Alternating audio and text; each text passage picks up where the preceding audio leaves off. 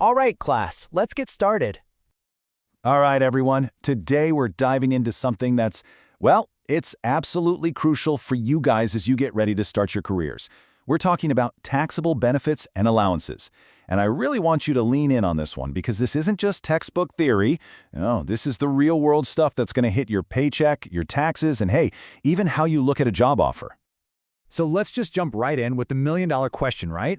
Is that awesome company perk really free? You know, the company car, that gym membership, the brand new phone. Is it a gift? Well, the Canada Revenue Agency, the CRA, has a lot to say about that. And more often than not, the answer is a big no. They've got a whole rule book for when a perk crosses the line and becomes, for all intents and purposes, pay. So here's our game plan. First, we'll nail down the three core ideas: perk, pay, or repayment. Then, we'll flip the script and see it from the employer's point of view. After that, a deep dive into the classic example, the company car. We'll do a quick run-through of other common benefits you'll see out there, and we'll wrap it all up with the one big rule that holds everything together. All right, section 1. Let's get down to brass tacks. We've got to understand these core concepts first. Seriously, if you can get your head around the difference between these three terms, everything else we talk about today is going to click into place. This is the foundation. Okay, first up, a benefit. Now, the CRA's definition here is super broad.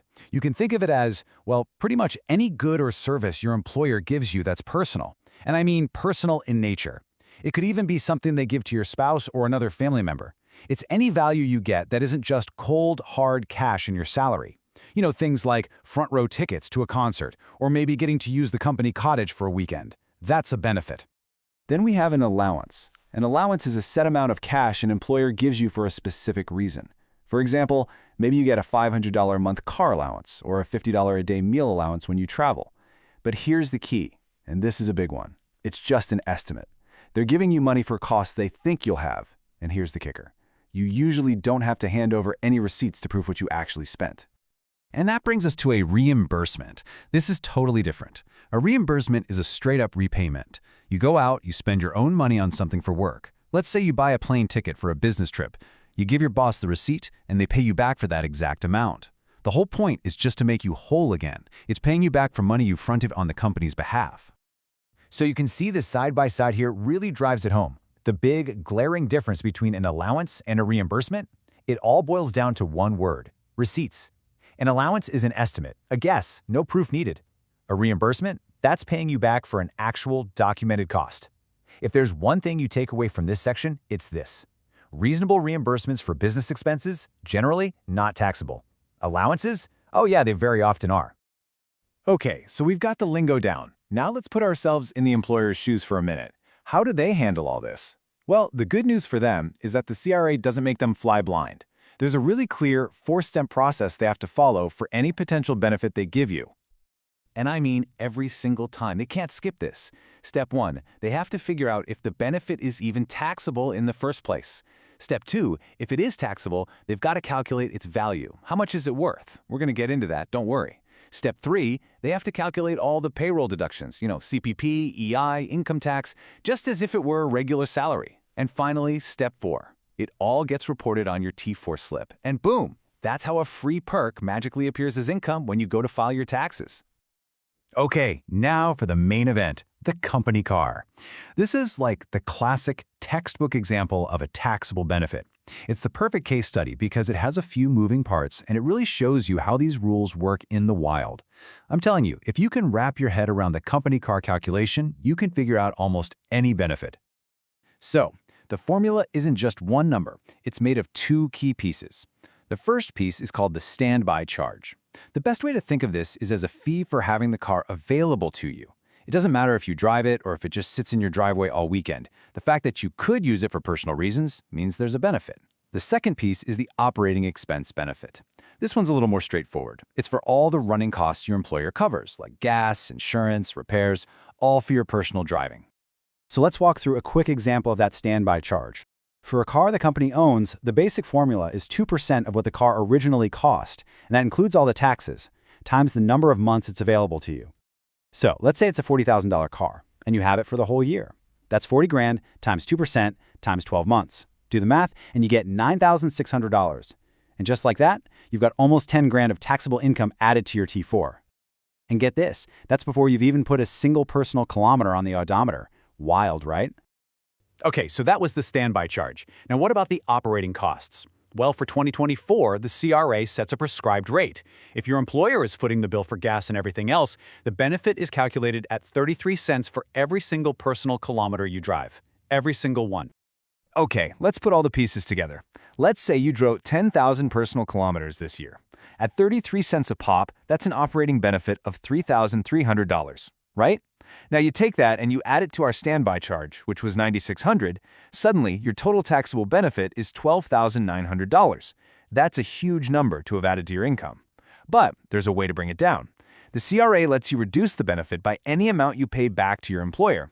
So maybe you reimburse them for all your personal gas, and then some. Let's say you pay back a total of $7,100 over the year. Well, your taxable benefit drops from that scary $12,900 to a much more reasonable $5,800. That's the final number that would show up on your T4. Okay, that was a lot on cars, I know. But it's a super important one.